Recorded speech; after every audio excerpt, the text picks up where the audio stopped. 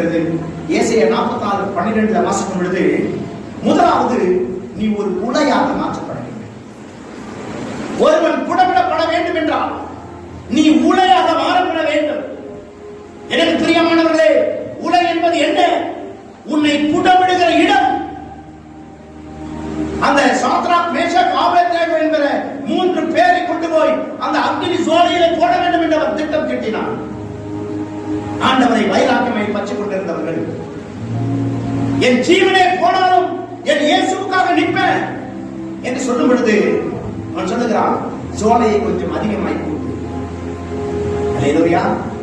இன்னும் 7 மடங்கு கூட்டு. அந்த உலை எப்படி இருந்திருக்கும் என்று நீங்கள் அறிந்து கொள்ள வேண்டும். 7 மடங்கு அந்த உலையை கூட்டுகிறான். அந்த உலையிலே கொண்டு போய் 3 பேர் போடப்பட்டார்கள். ஆனால் தேவனாகிய கர்த்தர் அவன் வைராக்கியமாய் நின்றதினாலே அவன் புடமிடப்பட்டான். ஆனால் பொன்னாக விளங்க செய்தது. அல்லேலூயா. பாருங்க, அங்கே 4 பேர் சாயலை கண்டார் இயேசு. அந்த ஜனங்கள் அழிந்து போயிருப்பான், போனவன் அழிஞ்சிட்டான். எனக்கு பிரியமானவர்களே, முதலாவது நீ உலையாக மாற்றப்பட வேண்டும். புடமிடுவது என்பது முக்கியம் அல்ல. நீ உலையாய் மாறுவாயா? நீ உலையாய் மாறுவாயா? ஆண்டவரே, என்னை ஒரு பாத்திரமாக விரும்ப வேண்டுமானால் நான் உலையாய் மாறப்பட வேண்டும்.